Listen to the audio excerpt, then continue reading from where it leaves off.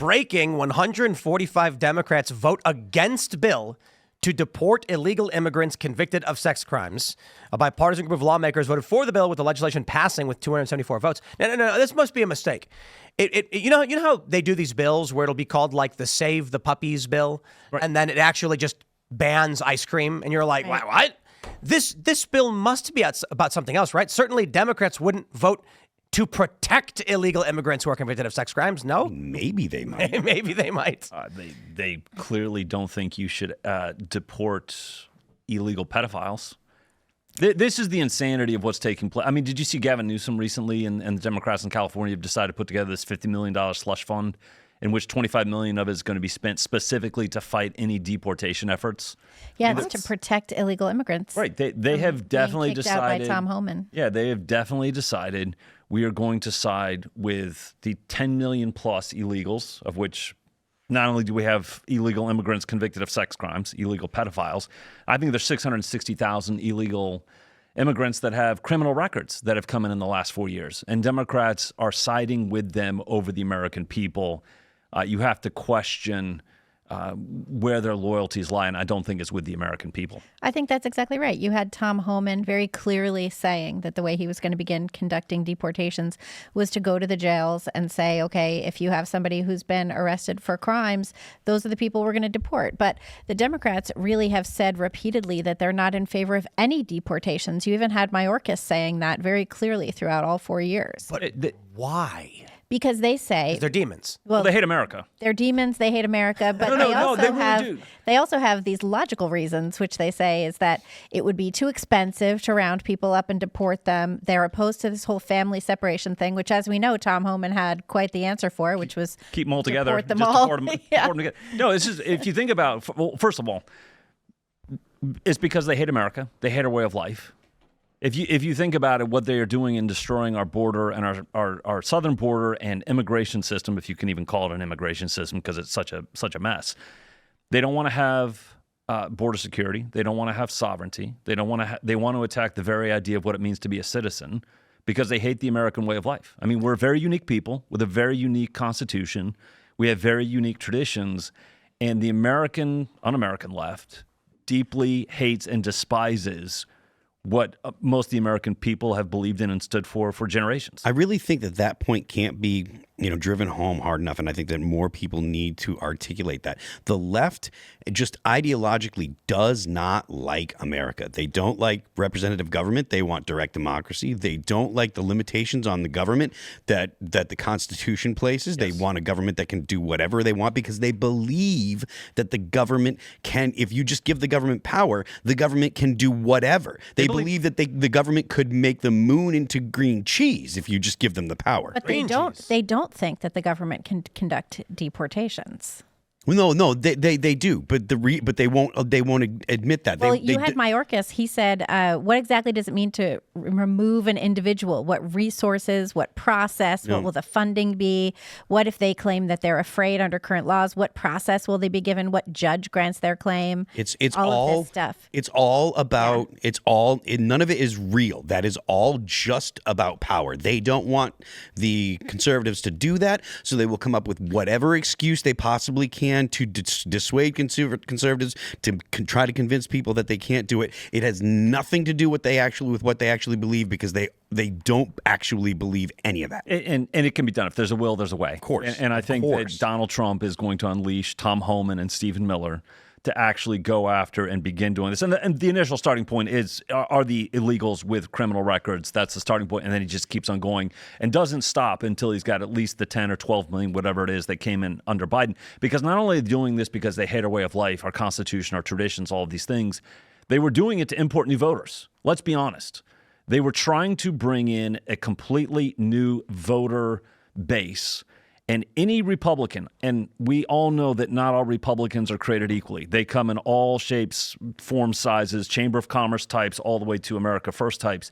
Every last Republican, for the sake of self-preservation, should absolutely endorse the idea of deporting every last illegal that has come in over the last 4 years. Absolutely. If they want to actually have a two-party system instead of being a single-party state, because that's exactly what Democrats are trying to do. And the American people want that. There have been multiple polls. It was one of the main issues. 70% of the American people are comfortable with deportations. Not just, okay, we're going to round up the criminals, go to jails and go to prisons and get the criminals that are not American citizens, but they're comfortable with getting everyone that's not an American citizen and getting them out of the country. And I think that is perfectly reasonable for a population to have that position. There is nothing extreme about a population that says the people that are here must be citizens, and if you came into the country illegally, then we are empowered, or the government should be empowered to physically remove you. Well, and as I think it was Obama so famously said, elections have consequences. Absolutely.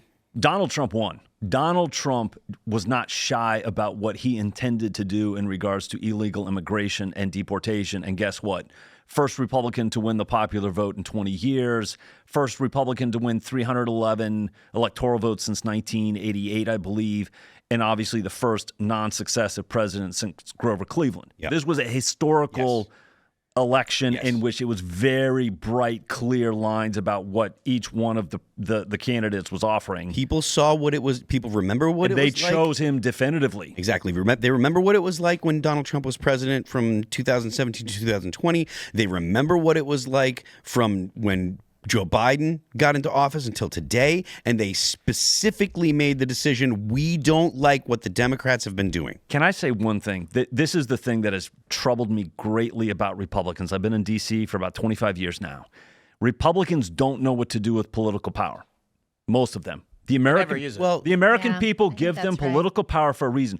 Donald Trump is different from every other Republican because he understands I have been given political power. I was voted in on very clear issues. I fully intend to use the political power. And I think he's going to have people around him in departments and agencies, once they're confirmed, that will have the exact same approach. We were elected for a reason to actually affect change and use political power as it should be used. I agree with you. I think that's the proper, not only is it the proper diagnosis, I think that it's the proper course of action by Donald Trump and the people that he appoints. But just for context, I want to point out that like the small government people are the Republicans. So even if you're unless you're like, well, I mean, even if you're a small government person, like the new people are MAGA. Well, yeah, and historically, Republicans have been afraid to use, unwilling to use government power because the argument has been, if we do it, then the left will do it. Well, guess what? The left is going to do it either way. So you have to. I used to be very, very libertarian minded, and there's still some parts of my political opinions that are libertarian, but I've moved significantly away from libertarianism because of the fact that just because one side says we don't want to use this power, there is no Mordor to throw the ring into. Right? There's nowhere to get rid of the power. This is why I've been saying for the past couple of weeks, the slippery slope goes in every single direction. If you do not use the power, they will use it in horrifying ways. Yep. When you use the power, they're going to tell you, but the slippery slope, what if they start? No. We have to ban bad things that we don't like illegal immigrants who commit sex crimes got to go. Right. One of my great frustrations, the left views politics, they're religious zealots, right? It's their religion in many ways. They are religious zealots. We're going to take that political power, and by God, we are going to fundamentally change this country. Our problem has been for too long, until Donald Trump showed up, too many careerists in Republican circles were like, we're going to go to D.C., we're going to have a really cool career, we'll trim around the edges, we're not going to really use power to fundamentally change anything, and then once we've had a cool career, we'll move on.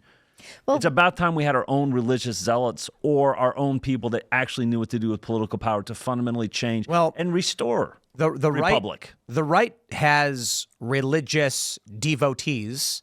And I would say historically, if you go back a long enough period of time, people were very fervent about maintaining those values. But the reason we are where we are today is because Christians turned the other cheek over and over and over again. I think that's right. Not and this I Christian. Also think not you. No. But look at the There's a big streak of Old Testament in me. It was tolerance. This is why I say it. Once again, the slippery slope goes in every direction. When Christians very much said, we're going to leave people to do their thing and mind their business, and if they choose, they can find faith. If not, whatever. You end up with these books in schools, right? Illegal immigrants being protected, who are convicted of sex crimes, being protected by Democrats, because You give them an inch, you'll take a mile. And that's not justice. It's not just the. It's not. Yeah. No, I mean, but it's not just the illegal immigrants who are being protected. You have, groomy teachers who are being protected. You have, sex offenders all over the place being protected. But one thing that you said, Ned, that I think is really interesting is you said that, to the left, politics is religion. And to them, voting Democrat is like taking the Eucharist. You know what I mean? Like, it is a moral thing, and they can't understand a world in which they have to go against that morality. And I think one thing that we're seeing now with these LA fires is I think a lot of people who are very left are looking at this saying, maybe this wasn't the way to go. Maybe this isn't they're religious the right. people. They have their own set of religious beliefs. Yes, they're religious about their politics. No, but I'm sorry. Every human being in this world has a set of presuppositions and biases by which they view the world around them. They have a set of creeds and beliefs by which they then judge something to be right or wrong. Everyone worships, sure. Right. So the left has that, and this Right. is what really frustrates me in the whole. Well, what we believe in science. Well, no, you don't really, because you don't even believe in basic biology. But they have a certain faith system. And their faith is built in the state. They think the state is salvation. It's That's something right. that you mentioned earlier where, from the early beginning of the progressive movement, they felt that all power, the state should subsume everything, individuals, corporations, because the state was salvation and would bring salvation to the rest of society. That was and even actually the a deification advertising of that they mankind. had for Obamacare. The advertising for Obamacare was one lady partnered with the government for her whole life. That's been their plan for the last 100+ years. Mm-hmm. And here we are. And people, I think, have been a little confused since Donald Trump showed up. What is going on in D.C.? Like, how did we end up where the duly elected president was essentially targeted by his DOJ, FBI, intel community to take out the duly elected president of the United States? It was a clash of very different worldviews and governing philosophies, constitutional republic versus administrative state. But people were wondering, why do these unelected bureaucrats think they should decide? Well, that was the point from day one. And it was Donald Trump showing up and saying, I reject the premise that this is legitimate, that has led to all this conflict. If you were to look back over the last 8 or 9 years, all of the conflict, Russian collusion hoax, Ukrainian quid pro quo hoax, everything, political lawfare, it comes down to one thing. Who decides? And Donald Trump showed up and said, I'm the duly elected president of the United States. I'm the one who decides. And the unelected bureaucrats, the administrative state said, no, we don't think so. We think we decide. Right. And actually, technically, they were right because of everything that's been going on the last 100 years. Thanks for checking out this clip from Timcast IRL. Make sure to watch the show live Monday through Friday at 8 p.m. Subscribe to this channel, and we will see you all there.